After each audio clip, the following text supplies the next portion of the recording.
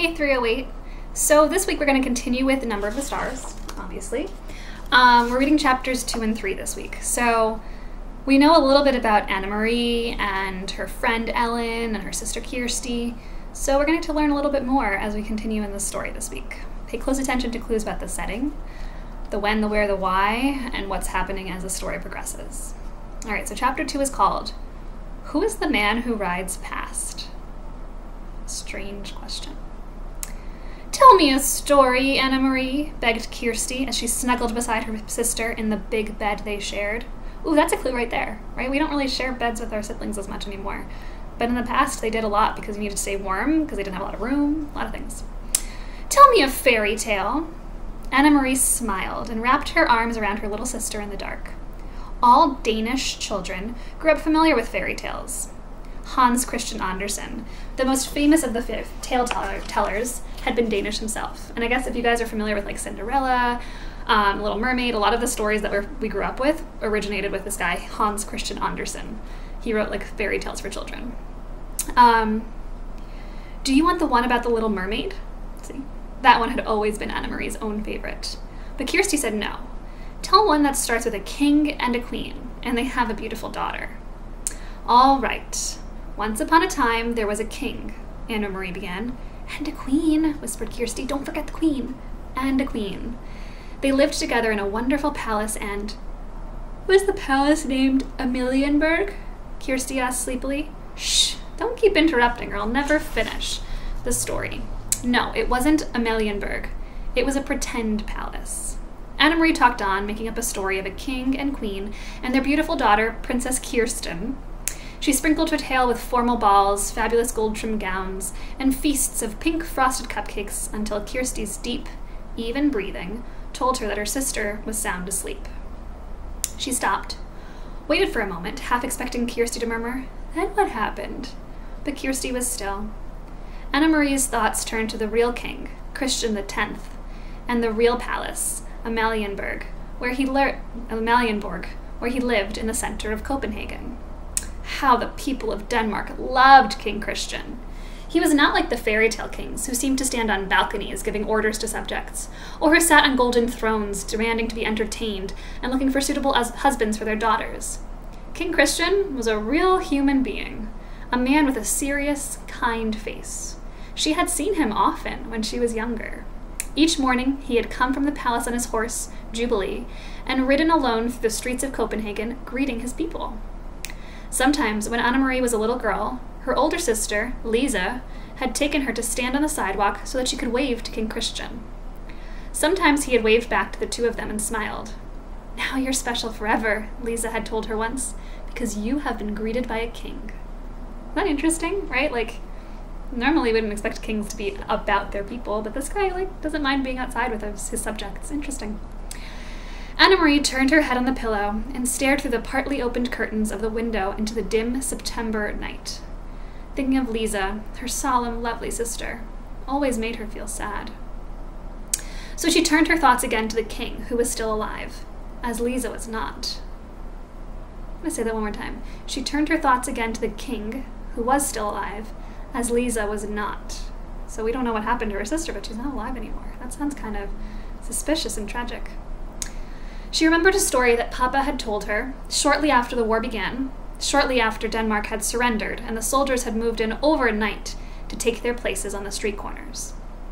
One evening, Papa had told her that earlier he was on an errand near his office, standing on the corner waiting to cross the street, when King Christian came by on his morning ride. One of the German soldiers had turned suddenly and asked a question of a teenage boy nearby. "Who is that man who rides past here every morning on his horse?" the German soldier had asked. Papa said he had smiled to himself, amused the German soldier didn't know. He listened while the boy answered. "He's our king," the boy told the soldier. "He's the king of Denmark." "Where is his bodyguard?" the soldier had asked. "Do you know what the boy said?" Papa had asked Anna Marie. She was sitting on his lap. She was little then, only 7 years old. She shook her head, waiting to hear the answer. The boy looked right at the soldier, and he said, "All of Denmark is his bodyguard." Anna Marie had shivered. It sounded like a very brave answer. "Is it true, Papa?" she asked, what the boy said. Papa thought for a moment. He always considered questions very carefully before he answered them. Yes, he said at last. It is true. Any Danish citizen would die for King Christian to protect him. You too, Papa? Yes. And Mama? Mama too. Anna-Marie shivered again. Then I would too, Papa, if I had to. Interesting. We've been talking about patriotism, right? Like our assembly is about patriotism. This is a whole new level of patriotism. Talk about love of their king and their country. They sat silently for a moment. From across the room, Mama watched them, Anna-Marie and Papa, and she smiled. Mama had been crocheting that evening 3 years ago, the lacy edging of a pillowcase, part of Lisa's trousseau. Her fingers moved rapidly, turning the thin white thread into an intricate, narrow border. Lisa was a grown-up girl of 18, about to be married to Peter Nielsen. When Lisa and Peter married, Mama said, Anna-Marie and Kirsty would have a brother for the very first time. Papa, Anna-Marie had said, finally into the silence, sometimes I wonder why the king wasn't able to protect us. Why didn't he fight the Nazis so that they wouldn't come into Denmark with their guns? Papa sighed.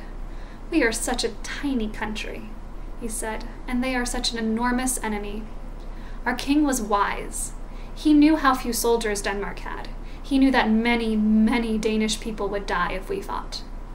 In Norway they fought, Anna-Marie pointed out. Papa nodded. They fought very fiercely in Norway. They had those huge mountains for the Norwegian soldiers to hide in. Even so, Norway was crushed by the Nazis. In her mind, Anna-Marie had pictured Norway as she remembered it from the map at school, up above Denmark. Norway was pink on the school map. She imagined the pink strip of Norway crushed by a fist. Are there German soldiers in Norway now, the same as here? Yes, Papa said. In Holland, too, Mama added from across the room, and Belgium, and France. But not in Sweden, Anna-Marie announced, proud that she knew so much about the world. Sweden was blue on her map, and she had seen Sweden, even though she'd never been there. Standing behind Uncle Henrik's house, north of Copenhagen, she had looked across the water, the part of the North Sea that was called the Kattegat, to the land on the other side. That is Sweden you are seeing, Uncle Henrik had told her. You are looking across to another country. That's true, Papa had said. Sweden is still free. And now, 3 years later, it was still true, but much else had changed. King Christian was getting old, and he had been badly injured last year in a fall from his horse, faithful old Jubilee, who had carried him around Copenhagen so many mornings. For days, they thought he would die, and all of Denmark had mourned. But he hadn't. King Christian X was still alive. It was Lisa who was not. It was her tall, beautiful sister who had died in an accident 2 weeks before her wedding. In the blue carved trunk in the corner of this bedroom, Anna-Marie could see its shape even in the dark, were folded Lisa's pillowcases with their crocheted edges, her wedding dress with its hand-embroidered neckline, unworn, and the yellow dress that she had worn and danced in, with its full skirt flying, at the party celebrating her engagement to Peter. Mama and Papa never spoke of Lisa. They never opened the trunk. But Anna-Marie did, from time to time, when she was alone in the apartment. Alone, she touched Lisa's things gently, remembering her quiet, soft-spoken sister, who had looked forward so to marriage and children of her own. Red-headed Peter, her sister's fiancé, had not married anyone in the years since Lisa's death. He had changed a great deal. Once he'd been like a fun-loving older brother to Anna-Marie and Kirsty, teasing and tickling, always a source of foolishness and pranks. Now, he still stopped by the apartment often, and his greetings to the girls were warm and smiling, but he was usually in a hurry, talking quickly to Mama and Papa about things Anna-Marie didn't understand. He no longer sang the nonsense songs that had once made Anna-Marie and Kirsty shriek with laughter, and he never lingered anymore. Papa had changed too. He seemed much older and very tired, defeated. The whole world had changed. Only the fairy tales remained the same. And they lived happily ever after, Anna-Marie recited, whispering into the dark, completing the tale for her sister, who slept beside her, one thumb in her mouth. That's the end of chapter 2. So we learned a lot more about her family and the state of Denmark.